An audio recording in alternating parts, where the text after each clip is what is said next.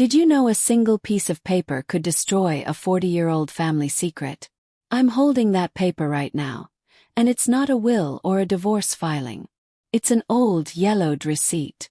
A receipt for a wedding that wasn't mine, but one I was about to make my mother-in-law pay for in a way she never, ever imagined. The total on it reads $75,342. But the real cost, her entire future, her reputation, everything she built her perfect life on. And as she sits across from me right now, sipping her tea with that smug little smile, she has absolutely no idea what's coming for her. My name is Lisa Nicholas, and I'm 32 years old. For 10 long years, I was married to a man I thought was the love of my life, Mark. We weren't rich, but we were supposed to be a team. We lived in a small, cozy house in a quiet Ohio suburb, saving every single penny for our dream wedding. A house with a little garden and maybe, just maybe, a child to fill it with laughter. We were simple people with simple dreams. But I learned a very hard lesson in his family. Simplicity was seen as a weakness, and my dreams didn't matter at all. If you have ever felt small or ignored, or had your heart broken by someone who was supposed to protect it, please, I'm truly asking you from the bottom of my heart to subscribe to this channel. Knowing you're out there listening gives me the courage to tell this whole story. Your subscription isn't just a number to me. It feels like a supportive hand on my shoulder, telling me I'm not alone in this fight. It means more to me than you will ever know. Please subscribe so I know you're with me. The poison in our lives had a name. Eleanor, my mother-in-law. She had 2 sons. There was my husband, Mark, the quiet, responsible one who worked hard at the local factory and married a simple girl like me. And then there was Kevin, the golden child. Kevin, who could do no wrong. Kevin, the one she poured all her love and money into. So when Kevin announced his engagement to a flashy woman named Tiffany, Eleanor saw her chance to have the grand celebration she felt she was robbed of when Mark and I got married. A chance to show everyone how successful her favorite son was. I'll never forget the day she broke my heart. We were all at her house for Sunday dinner. She waited until everyone was seated before she cleared her throat. "Lisa, Mark," she said, her voice dripping with fake sweetness that didn't reach her cold eyes.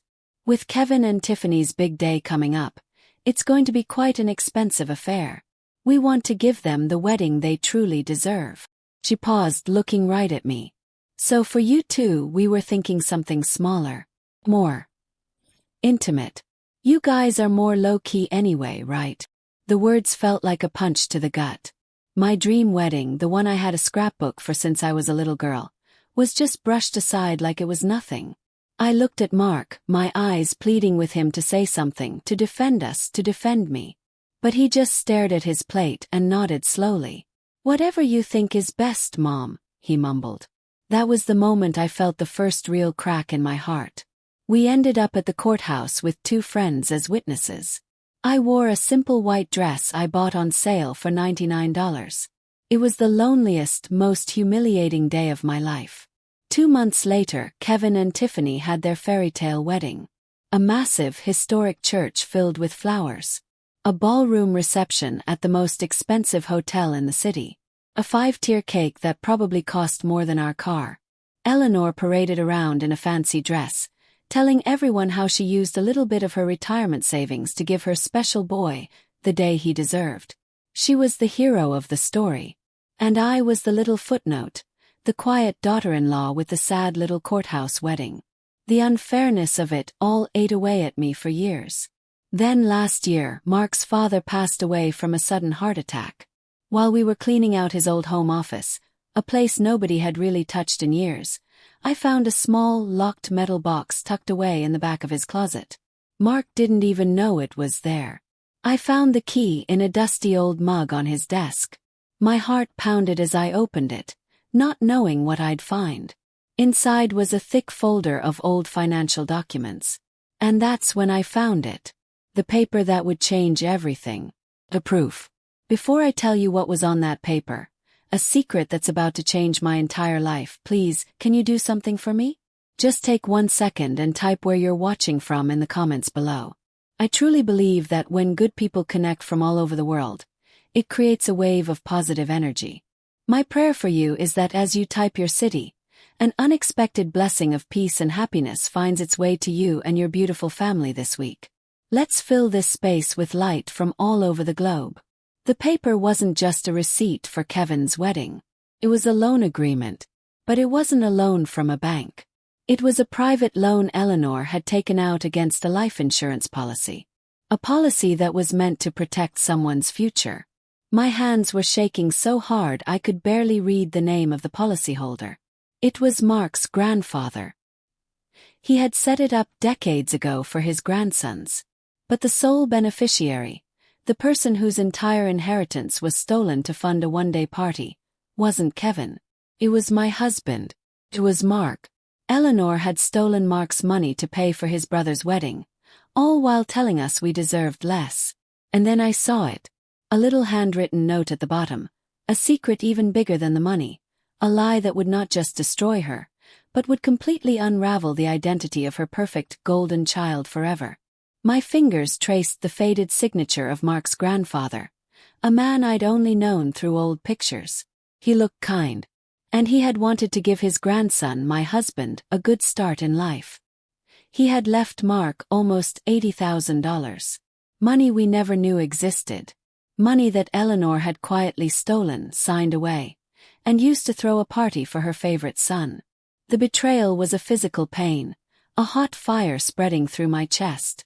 But the real secret, the one that made my blood run cold, was in the messy handwriting at the bottom of the page.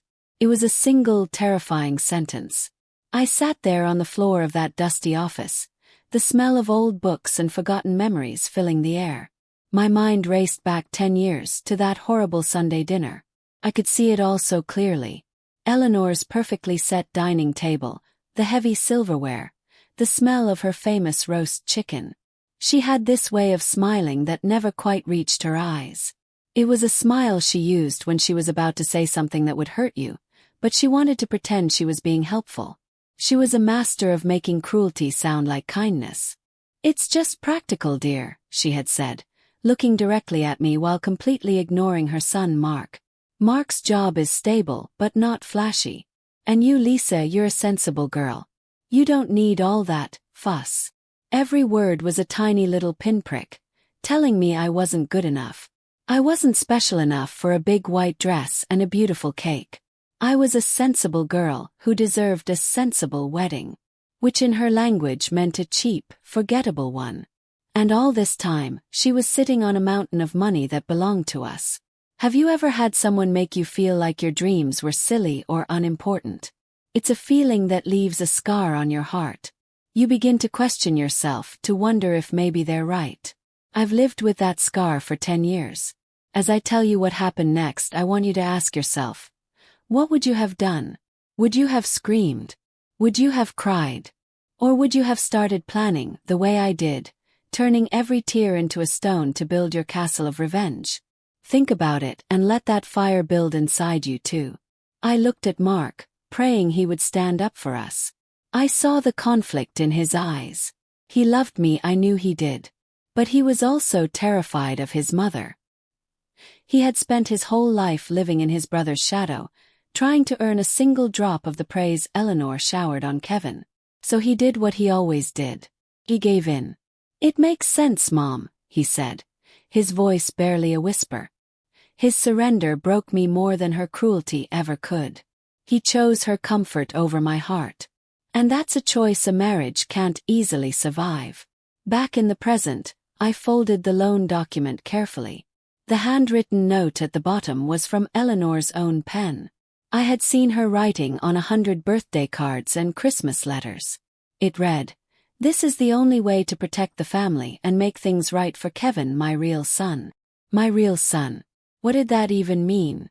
Weren't Mark and Kevin both her sons? It was a crack in the foundation of their entire family, a secret that made the stolen money seem like a small problem. This wasn't just about money anymore. This was about a lie that had shaped their entire lives. I remember my own wedding day. It was a Tuesday afternoon. I wore my $99 dress, and my best friend Sarah had picked some flowers from her garden to make me a small bouquet. We stood in front of a bored-looking judge at the city courthouse. As I said my vows, my phone buzzed in my purse. I thought it might be my mom, who was sick and couldn't be there, wishing me well. But when I checked it later, it was a picture message from Eleanor. It was a photo of Kevin and Tiffany, smiling with a giant sparkling diamond ring on her finger. The text underneath read, "Picking out the perfect one. So exciting." She had sent it on my wedding day. On purpose. It was a deliberate act of cruelty, a reminder that while I was in a drab courthouse, her real celebration, the one that mattered, was just getting started. It was her way of telling me once again that I was second best. That my happiness was an inconvenience to her bigger, better plans. For 10 years I tried to forget that message. I tried to be the good wife and the good daughter-in-law. But holding this paper in my hands, I realized that forgetting was a mistake. Remembering was power. Now, I knew I couldn't just storm out and confront them. Eleanor was a snake. She would lie, she would twist the story, she would make me look crazy. And Mark, I didn't know if I could trust him to stand with me. He had failed me once before. I needed more than just this one piece of paper. I needed the whole truth. I needed an army. I needed someone who knew Eleanor's secrets. Someone who had been cast aside by her just like I had. My mind raced through the family tree, past all the people who were loyal to her. And then a name clicked in my head. I carefully placed the documents back in the metal box, locked it, and hid it deep within my own closet, buried under old sweaters. My hands were steady now. The tears were gone. In their place was a cold, hard calm I hadn't felt in years. I picked up my phone, my heart pounding not with fear, but with a strange, exhilarating purpose. I scrolled through my contacts until I found the number. I hadn't spoken to this person in over 5 years, not since a huge family fight had torn them away from Eleanor. It was a long shot, but it was the only one I had. The phone rang once, twice. Then a voice answered. "Hello." I took a deep breath. "Aunt Carol. It's Lisa. We need to talk. It's about Eleanor. And about who Kevin's real father is." Silence. For a long, painful moment, the only sound on the phone was the faint hum of the line. I thought she might have hung up. Then I heard a shaky breath. "Where did you hear that?" Aunt Carol's voice was a whisper, thin and brittle like an old leaf. It was a voice that held years of unspoken pain. I knew in that instant that I had found the right person. She didn't call me crazy. She didn't ask me to explain. She just asked where. We agreed to meet the next day at a small, quiet diner on the other side of town, a place where no one would know us.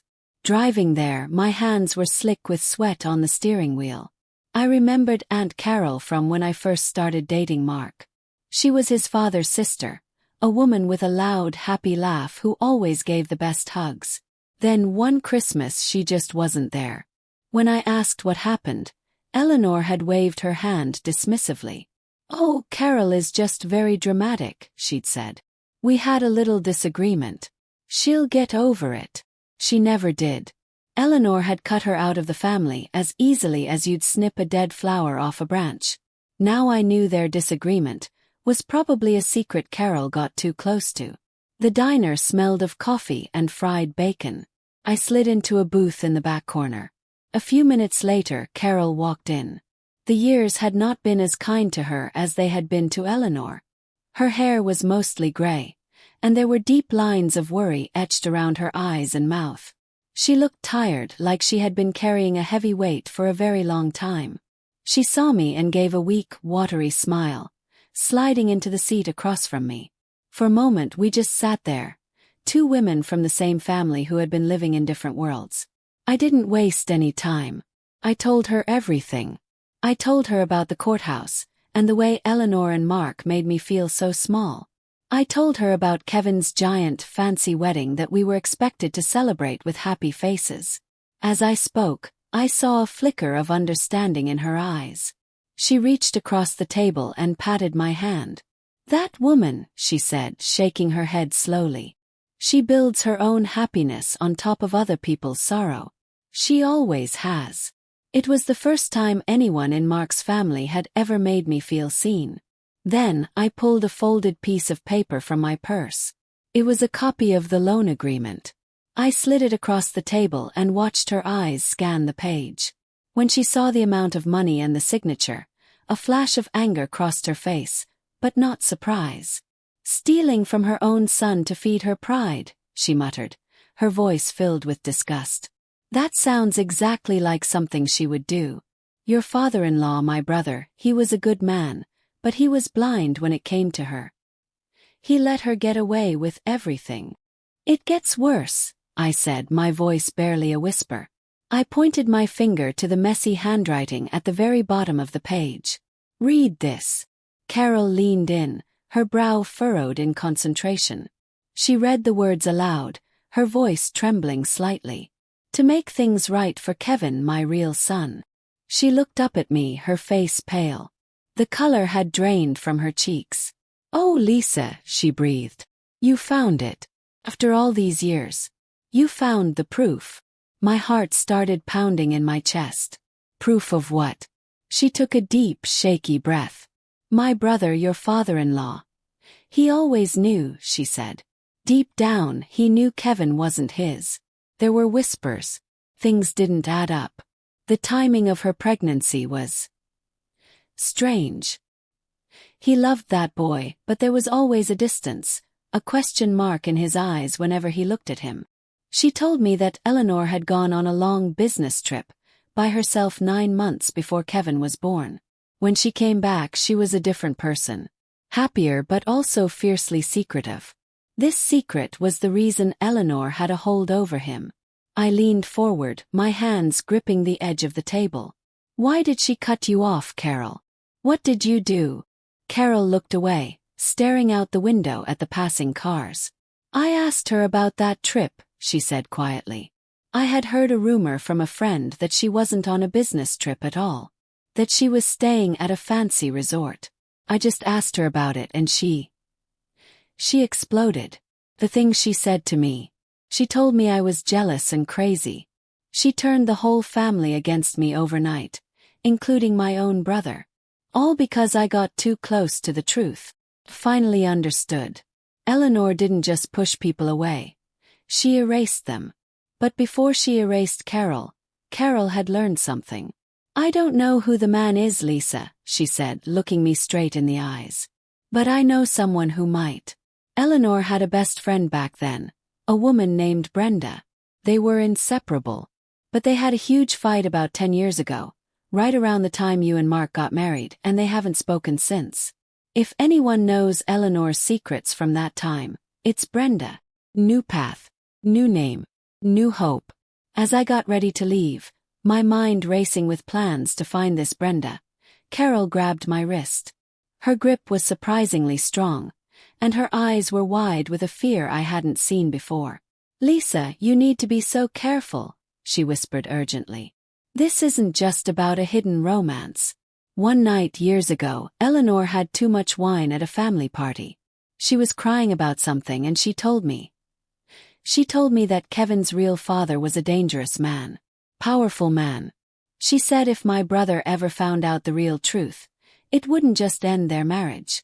It would end his life. The words hung in the air of the diner, heavy and cold. It would end his life. I drove home in a daze, Carol's warning playing over and over in my head like a scratched record. This wasn't just a family drama about money and favoritism anymore. This was dark. This was dangerous. My father-in-law, a man I remembered as quiet and kind, had lived his whole married life next to a woman who was hiding a secret so big it could have gotten him killed. I looked at my own hands on the steering wheel, and for the first time I felt a tremor of real fear. When I walked into my house, the safe little world I had built felt different, like a movie set where I could suddenly see the cardboard walls. Mark was on the couch, watching a football game, a beer in his hand. He smiled when he saw me. "Hey, you're back late. Everything okay?" he asked, completely clueless. How could I even begin to answer that? "No, nothing is okay. Your mother stole your inheritance, your brother might not be your brother, and your entire life is built on a dangerous lie." I just nodded and forced a smile. "Just catching up with an old friend," I lied. That night, after Mark was asleep, I sat at our kitchen table with my laptop, the dim light casting long shadows across the room. The hunt for Brenda had begun. I started with the obvious places. Facebook, Instagram, Twitter. I typed in Brenda, with every last name I could think of that she might have had. Nothing. It was like she didn't exist in the modern world. There were dozens of Brenda Millers, but none of them were the right age or from our part of Ohio. Felt like searching for a ghost. A part of me wondered if Eleanor had somehow erased her from the world, too. Have you ever had to keep a huge secret from the person you love most? Feels like building a wall, brick by brick, right down the middle of your relationship. You're on one side, all alone with this heavy knowledge, and they're on the other side, happy and unaware. It's the loneliest feeling in the world. As I sat there in the dark, I felt that wall between me and Mark growing taller. I was protecting him, but I was also pushing him away. I had to know, was I wrong to keep this from him? Days turned into a week. I became a detective in my own life. I spent hours digging through old digital newspaper archives and public records.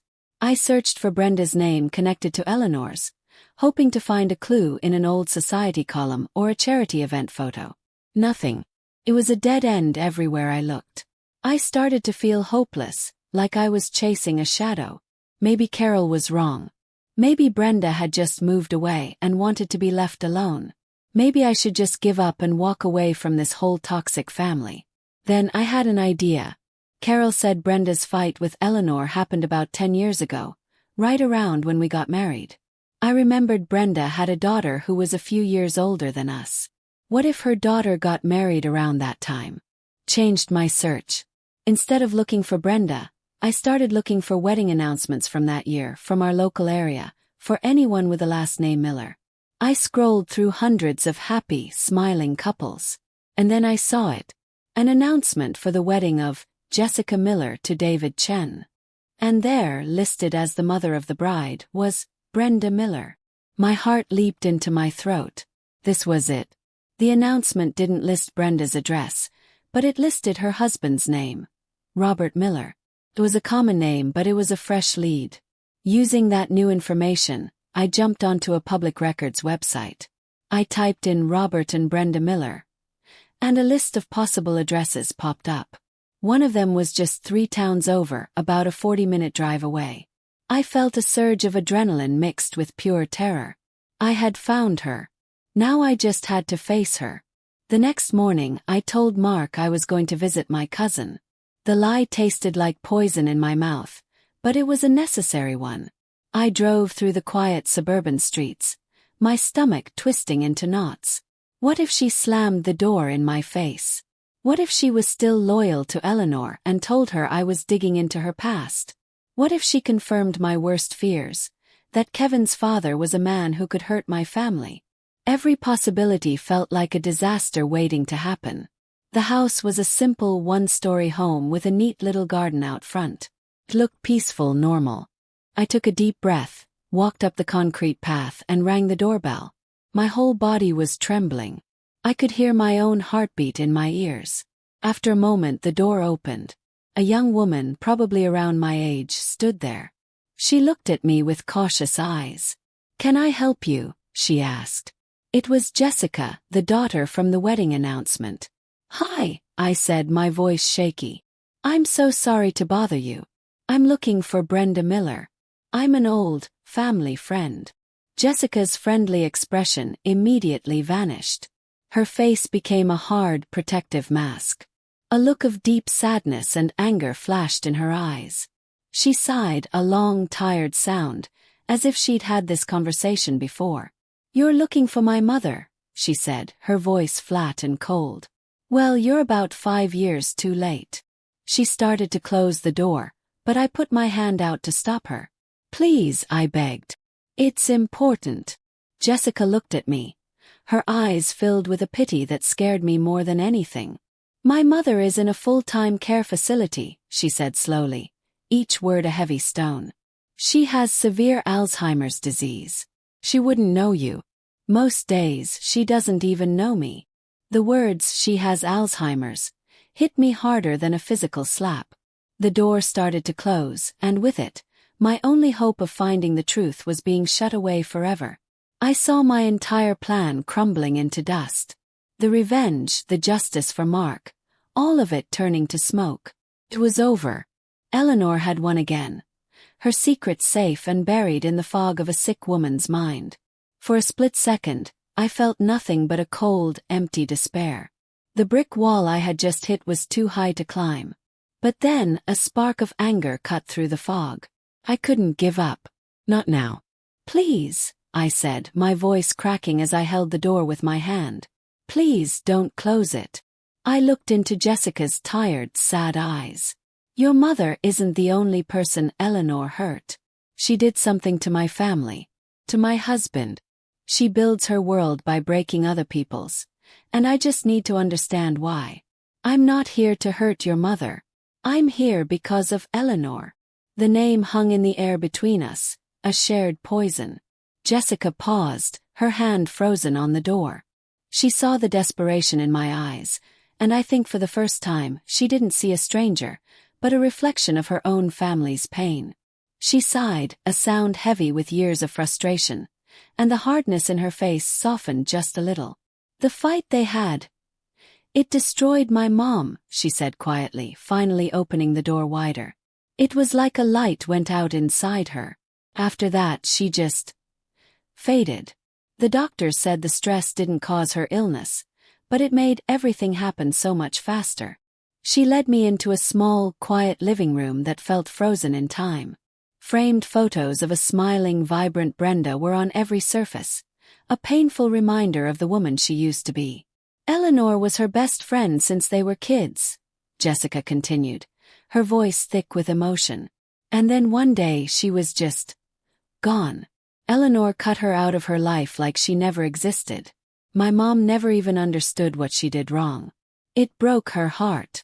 It was the same story Carol had told me. Eleanor didn't just have disagreements. She performed amputations, cutting people out of her life completely. I'm so sorry, I said, and I truly meant it. Her family's pain was now part of my story too. I hesitated for a moment, then decided to take the risk. Jessica, did your mom keep things from back then? Old photos maybe. Diaries or letters. A flicker of something, maybe an old memory, crossed her face. My mom never threw anything away, she said with a small, sad smile. When we moved her into the care home, I packed up all her old stuff. There's a box in the garage. Big one. I call it her box of ghosts. Hope, fragile and small, began to flutter in my chest again. Box. A tangible piece of the past. Would it be okay if we looked through it? I asked, barely daring to breathe. Jessica looked at me for a long moment, then nodded slowly. I guess it can't hurt now, she said. Come on. She led me through the quiet house to the garage. It was filled with the clutter of a lifetime. In the corner, covered in a dusty white sheet, was a large cardboard box with the word, Memories, written on the side in fading black marker. Together, we pulled the heavy box into the middle of the floor. My heart was pounding. This felt like opening a treasure chest or a tomb. Jessica sliced through the old tape with a key, and we lifted the flaps. The smell of old paper and perfume wafted out, the scent of a life that was lived decades ago. On top was a pile of photo albums. We opened the first one. There they were. Eleanor and Brenda, young and beautiful, their arms around each other, laughing at the camera. In these pictures, Eleanor looked happy, genuinely happy, before the cold mask she wore now. As we flipped through the pages, we saw pictures of them on vacations, at parties, at Brenda's wedding. They looked like sisters. It made the betrayal seem so much worse. Then we got to the bottom of the box. Underneath the albums was a bundle of letters tied together with a faded pink ribbon. My fingers itched to open them, to read the secrets they held. But next to the letters was something else. A single, loose photograph that had fallen out of an album. Picked it up. It was a picture of Eleanor, looking younger than I had ever seen her, maybe in her early 20s. She was laughing, her head thrown back in pure joy. But she wasn't with Mark's father.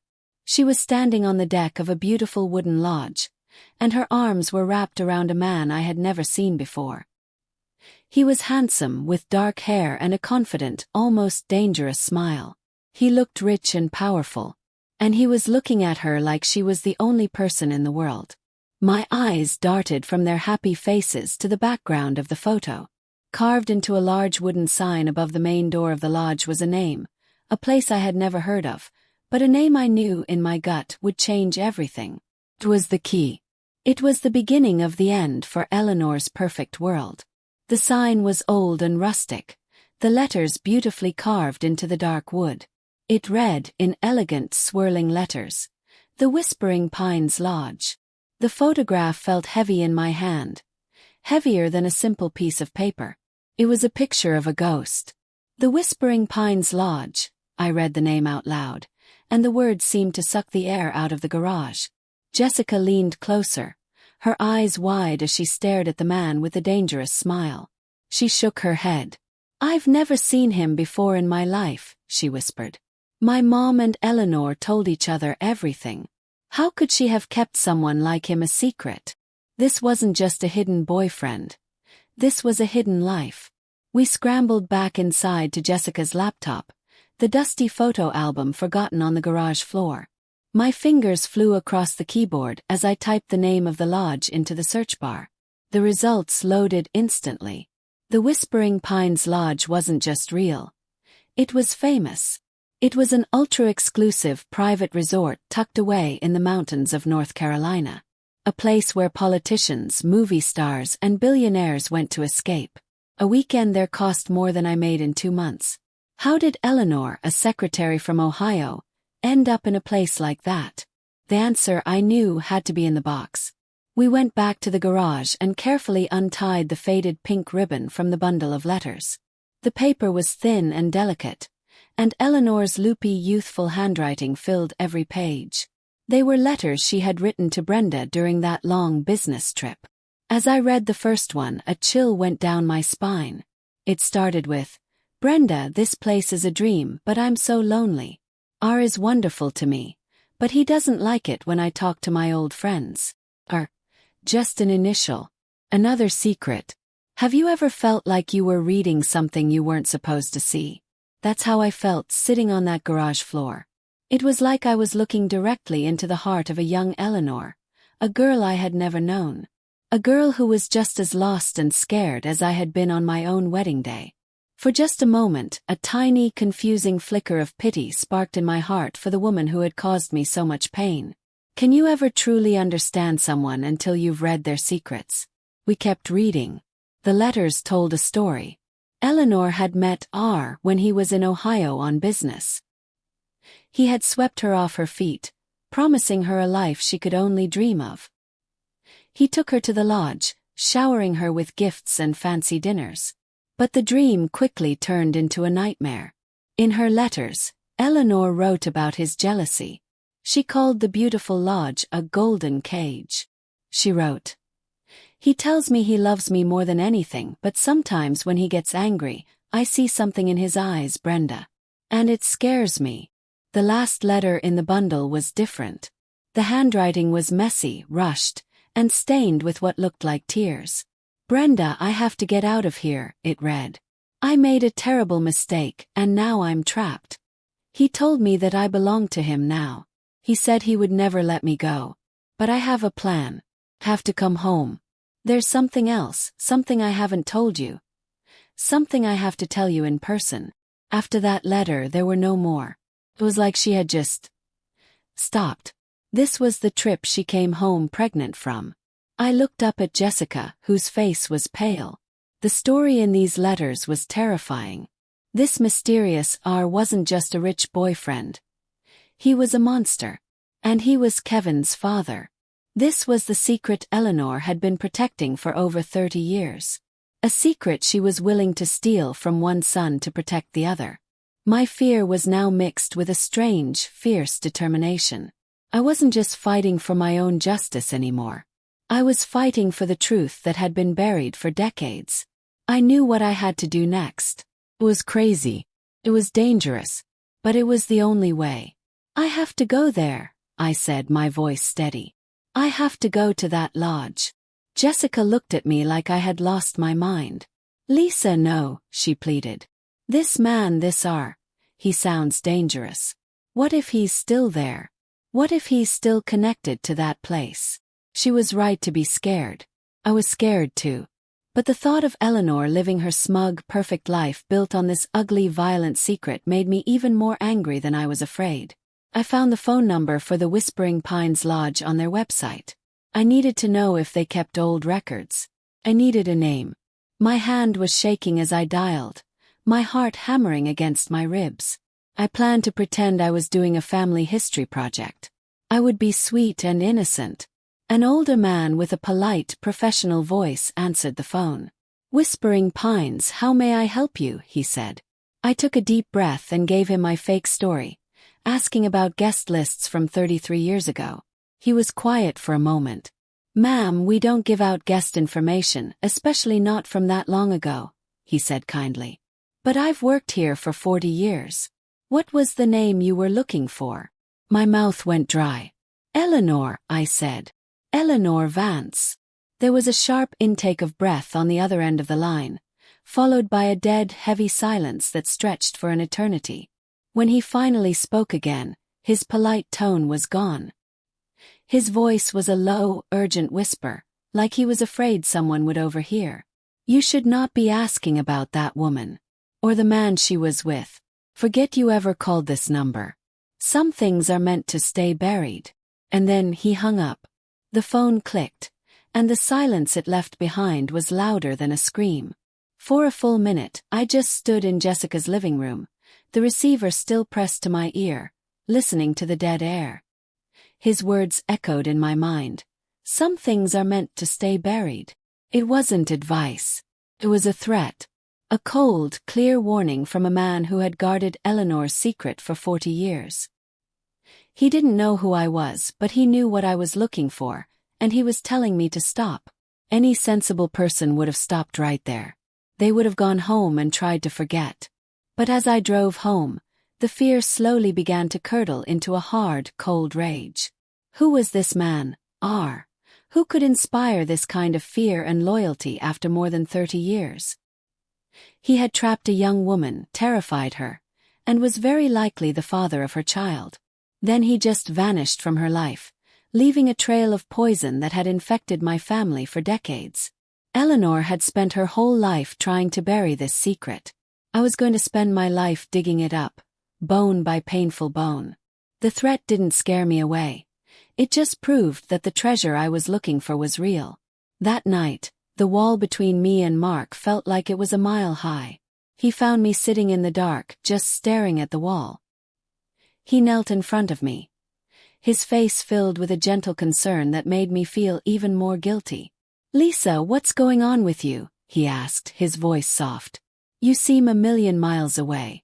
You can talk to me, you know. We're a team. His words were a knife in my heart. Team. We were supposed to be a team, but I was hiding an earthquake from him, a truth that would shatter the very ground he stood on. I wanted to tell him. Oh, how I wanted to just break down and tell him everything. About the money, about Kevin, about the Whispering Pines Lodge. But I couldn't. Not yet. I couldn't risk him trying to stop me, or worse, trying to confront his mother before I had all the pieces. I had to protect him. So I lied. I'm just tired, Mark, I whispered, forcing a smile. Work has been stressful. He hugged me, and I felt like the worst person in the world, leaning on him for comfort while I planned to blow up his entire family. That night I couldn't sleep. I tossed and turned, the puzzle pieces of the mystery swirling in my head. How could I get inside that lodge? How could I find the old man who answered the phone? I knew I couldn't go as a guest. I didn't have the money, and they would be suspicious of anyone asking questions. The lodge was a fortress, and I needed a way to get past the guards. Then an idea sparked in my mind. An idea so crazy, so reckless that it just might work. If you can't get in the front door as a guest, maybe you can get in the back door as staff. With shaking hands, I opened my laptop and went to the lodge's website. My heart hammered in my chest as I clicked on a tiny link at the very bottom of the page. Careers. I scrolled through listings for chefs and managers, jobs I could never get. And then I saw it. Tucked at the bottom was a listing for seasonal support staff, housekeeping and kitchen prep. Immediate start. It was a job for a cleaner. Nobody. Someone who could move through the halls unnoticed. Who could listen and watch without anyone paying them any attention. It was perfect. I spent the next hour creating a fake resume, using my maiden name and changing some of my work history. I felt a strange thrill as I created this new person, a version of me who had no ties to Mark, to Eleanor, to this whole mess. I hit submit on the application and closed the laptop. Then I waited. For 3 days, every time my phone rang, I jumped. Mark kept looking at me with worried eyes, asking if I was okay. I felt like I was living a double life, and the stress was eating me alive. I started to think it was a stupid plan that would never work. Then, on the 4th day, a number I didn't recognize flashed on my screen. My breath caught in my throat. I answered, my voice a nervous squeak. It was a woman from the lodge's Human Resources department. She said my application looked good and they needed someone to start as soon as possible. She offered me the job. Just like that. The fortress walls had crumbled. They were letting me in. I was filled with a terrifying mix of victory and dread. The path was open and now I had to walk it. Now came the hardest part of all. I had to leave Mark. I had to lie to his face. I packed a small suitcase with old clothes I didn't care about, things a housekeeper would wear. Mark found me in our bedroom, zipping up the bag. The confusion and hurt on his face was a fresh wound in my already broken heart. Lisa, what are you doing? Where are you going? He asked, his voice filled with alarm. This was it. The moment of no return. I had to make him believe a lie so big that he wouldn't question it for weeks. I took a deep breath and looked him in the eye, my own eyes filling with fake tears. It's my mom, Mark, I said, my voice breaking. Her nurse just called. She's not doing well. I have to go be with her. I don't know how long I'll be gone. He rushed forward and wrapped his arms around me. Oh, honey, of course. Oh, don't worry about anything here, he said, all his suspicion replaced with pure, loving concern. He held me tight, and as I hugged him back, I felt like a complete monster. I was leaving my husband, my home, and my life, all to chase a ghost from a 30-year-old photograph. As he kissed me goodbye at the door, telling me to be safe, I had a terrifying thought. What if the man on the phone was right? What if I was about to dig up a secret that was meant to stay buried forever? The bus ride to North Carolina felt like a journey to another planet. With every mile that passed, I left my old life further and further behind. When I finally saw the entrance to the Whispering Pines Lodge, it took my breath away. It wasn't just a hotel. It was a kingdom hidden in the mountains. A massive wooden gate opened slowly, revealing a long, winding road surrounded by perfectly green lawns and ancient, towering pine trees.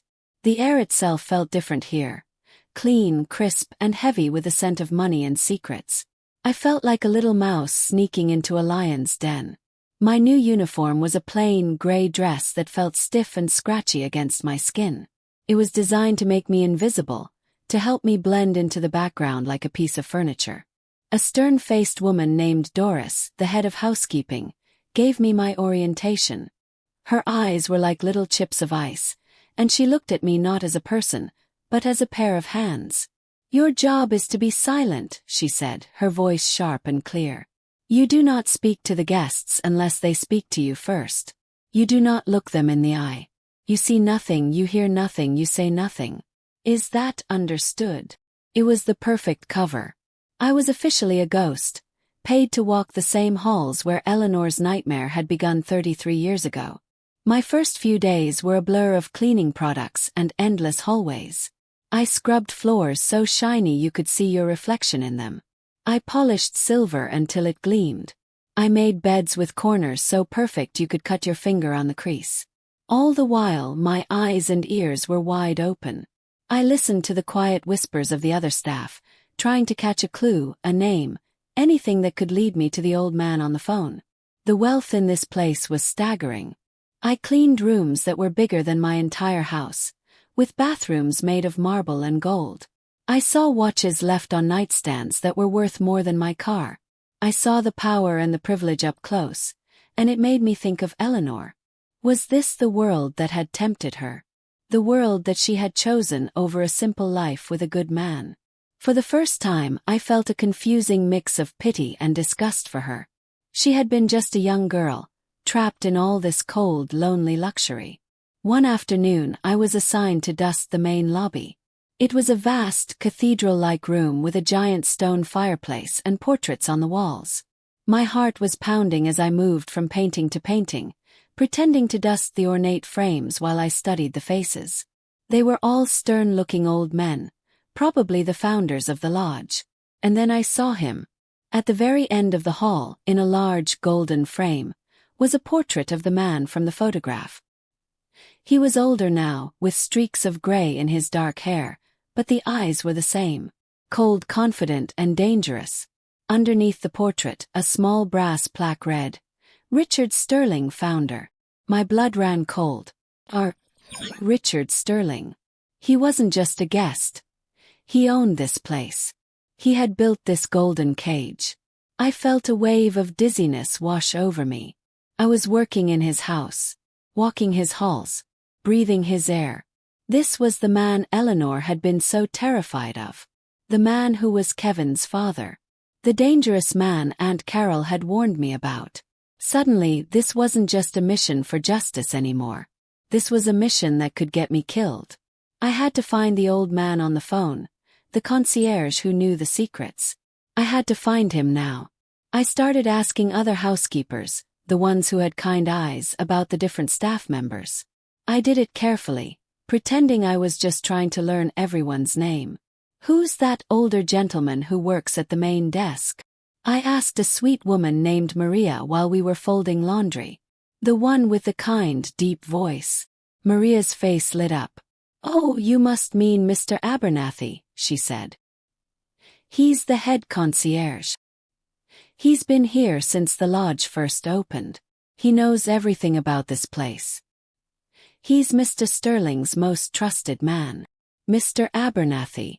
My target had a name, but he was always surrounded by people at the front desk. I couldn't just walk up to him. I needed a reason, a way to get him alone. For 2 days, I watched him from a distance while I worked. He was polite, professional, and moved with a quiet authority. He was a fortress, just like the lodge itself. How could I ever get past his walls? I was starting to lose hope when I overheard something that gave me a terrible, brilliant idea. I was cleaning the hallway outside a private dining room when I heard 2 wealthy guests talking as they walked out. "Sterling is in a foul mood today," one of them said. Someone mentioned his son, and he nearly threw a plate. The other man grunted. "He hates any mention of his family. Ever since his only boy got himself into that trouble years ago. Such a scandal." My ears perked up. Richard Sterling had a son. A son who was a scandal. Was it possible? Could it be Kevin? I knew what I had to do. I had to get Mr. Abernathy's attention, and I had to do it in a way he couldn't ignore. The next morning, I tucked the old photograph of young Eleanor and Richard Sterling into my uniform pocket. I waited until the lobby was nearly empty. Then I walked over to a table near the concierge desk and began to polish it, my back to Mr. Abernathy. My heart was a drum against my ribs. As I polished, I accidentally knocked a small vase of flowers over, sending water spilling across the table. I let out a small gasp of surprise. Just as I had hoped, Mr. Abernathy rushed over to help. "It's quite all right, dear," he said kindly, grabbing a cloth. As he leaned over, the old photograph slipped from my pocket and landed on the floor, face up, right between us. He looked down to pick it up for me, and then he froze. His face went completely white. He stared at the picture, then slowly lifted his eyes to meet mine. The kindness was gone, replaced by a cold, terrifying glare. "Who are you?" he hissed, his voice a low, dangerous whisper. "And where did you get this?" Mr. Abernathy's eyes were like 2 black holes, pulling all the light and air out of the room. He snatched the photograph from the floor and quickly glanced around the lobby. His professional mask was gone, replaced by a raw, naked fear I had never seen on an adult's face before. He grabbed my arm, his fingers digging into my skin like claws. "Not here," he whispered, his voice a strained, urgent rasp. "The old service entrance. Behind the kitchens. Midnight. Do not be late. And do not be seen." Then he let go, straightened his tie, and walked back to his desk as if nothing had happened, leaving me trembling by the spilled water. The hours leading up to midnight were the longest of my life. I went through the motions of my work, my hands on autopilot while my mind raced. Was this a trap? Was he leading me somewhere to be silenced for good? Every shadow in the long hallways seemed to move, and every creak of the old building sounded like a footstep behind me. The beautiful lodge no longer felt like a golden cage. It felt like a tomb. I thought about Mark, safe at home, believing I was with my sick mother. If something happened to me here, he would never even know where to look. Shortly before midnight, I slipped out a back door and made my way through the darkness to the service entrance. It was a single rusting metal door covered in ivy, a place forgotten by time. It was cold, and the only sound was the whispering of the wind in the giant pine trees. It was the perfect place to make someone disappear. The door creaked open at exactly 12 o'clock. Mr. Abernathy stood there, his face a pale mask in the moonlight. He pulled me inside quickly and shut the door, plunging us into near-total darkness. He led me down a dusty, cobweb-filled corridor, using a small flashlight to guide the way. "I knew this day would come," he said, his voice echoing in the small, damp space. "I prayed it wouldn't, but I knew it would." He stopped and turned to face me. "I helped her, you know. I helped Eleanor escape from him." He told me a story of a terrified young girl who had shown up at the lodge on the arm of a monster, a girl who realized too late that she was a prisoner. He had risked his own job, his own life, to help her get away in the middle of the night.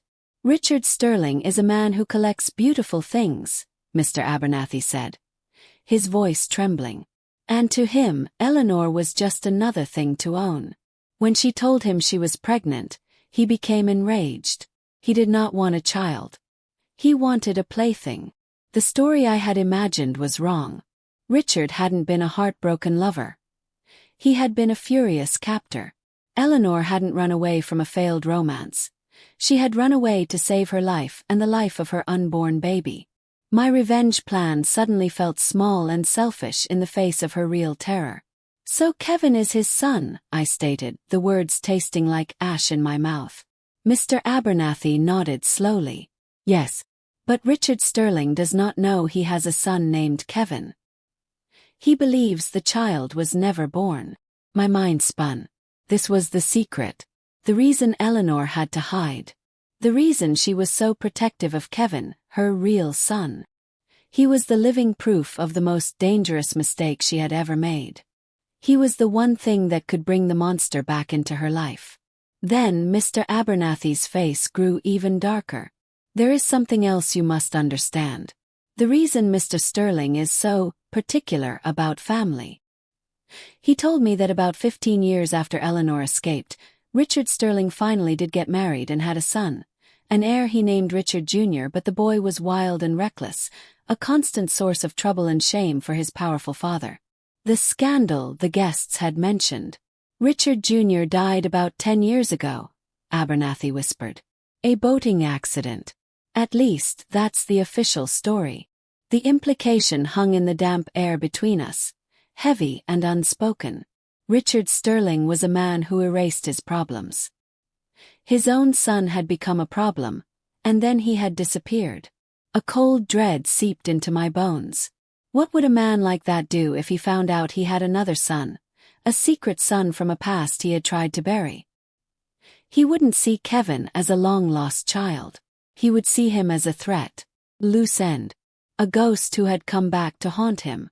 "You must destroy that photograph," Mr. Abernathy pleaded, his eyes wide with fear. "You must go home and forget you ever learned any of this. Eleanor built a new life, a safe life for her boys. Do not be the one to burn it all down. He will not just destroy her. He will destroy everyone she has ever loved. He was talking about Mark. This whole time I thought I was getting justice for Mark.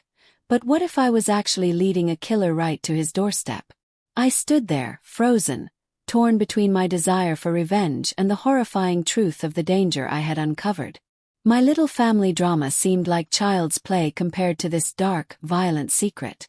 Mr. Abernathy saw the conflict in my eyes. He reached into his coat pocket and pulled out a small, old, tarnished silver key. "She left this with me," he said, pressing it into my hand. "She said if she ever needed to prove her story, the truth was in a safe deposit box at a bank in Asheville. Box 342. "But Lisa," he said, grabbing my shoulders, "if you use this key, if you open that box, there is no going back. He will find out. And when he does, he won't stop until he has erased every last trace of her, including you."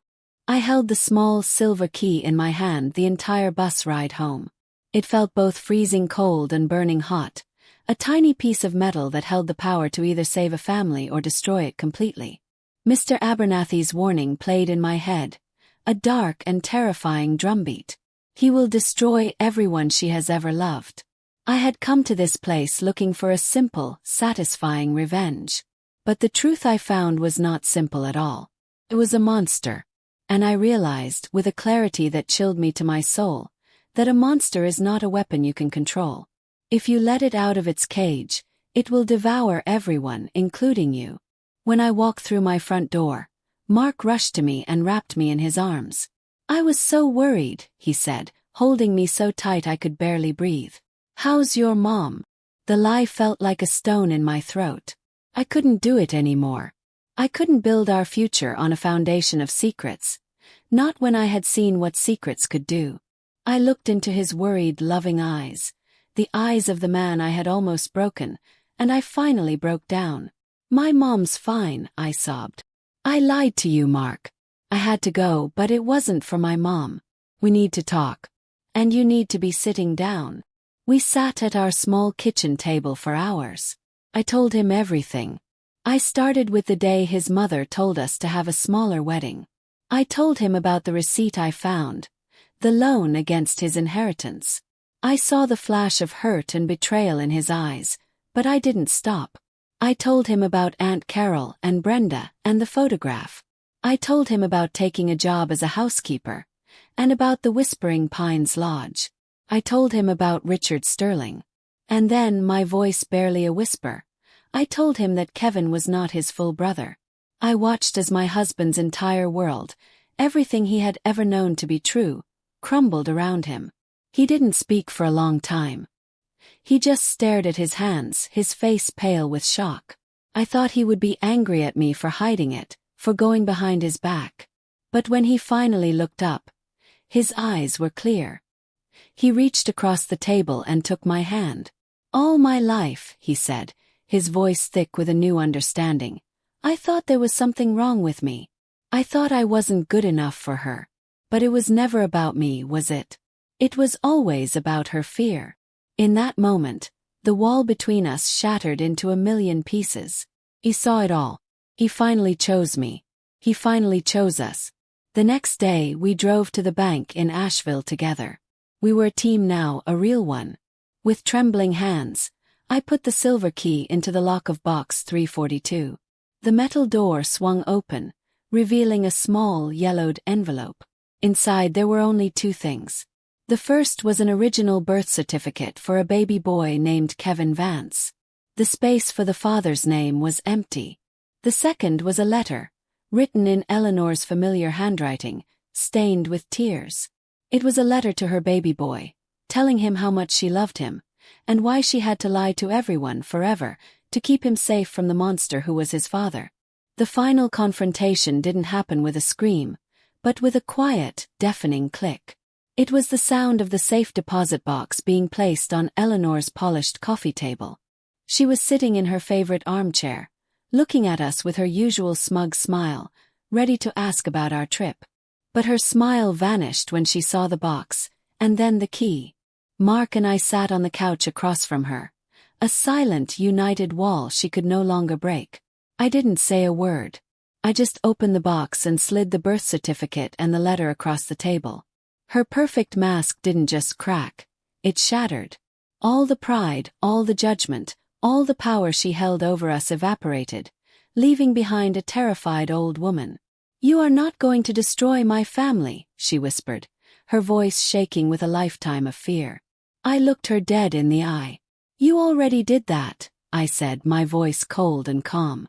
"You did that when you stole from your own son to feed your pride. You did that when you made me feel worthless on my wedding day. But I'm not going to let a monster like Richard Sterling finish the job." A flicker of relief washed over her face, but it didn't last long. "This is not about him," I said. "This is about you. This is about what you owe us." My revenge was not the fire and destruction I had once imagined. It was something quieter, colder, and far more complete. "You will pay Mark back every single penny of his inheritance," I said. "With 10 years of interest. You will sell this house, you will sell your jewelry, I don't care. You will make him whole." She started to protest, but Mark held up a hand. "You will do it, Mom," he said. His voice stronger than I had ever heard it. And then I delivered the final blow. "And we are going to have our wedding," I said. "A real one. With all of our friends, and a beautiful dress, and a 5-tier cake. And you are going to pay for every last cent of it." And so, 1 year later, I finally got my dream wedding. I walked down the aisle in a beautiful white dress, towards the man I loved more than anything, the man who had finally learned to stand with me. Eleanor was there, a quiet guest in a simple dress, her eyes filled not with pride, but with the quiet, permanent understanding of what she had lost. She had kept her son safe from a monster, but in the end, her own lies had cost her everything. We never told Kevin the truth. That was Eleanor's burden to carry, her secret to keep. My revenge wasn't loud. It was silent. It was the price she had to pay, for the rest of her life, for her silence. This story was about a family torn apart by lies, but it was also about finding your voice. If you have ever been made to feel small or had your dreams dismissed, please know that you are not alone. Your voice matters. Your story matters. If this story touched your heart, I am asking you from the bottom of mine to please click that like button, share this with someone who needs to hear it, and subscribe to this channel. Your like isn't just a click. It is a voice saying, "I understand." Your subscription is a promise that you will stand with others who are fighting to be heard. Thank you for listening.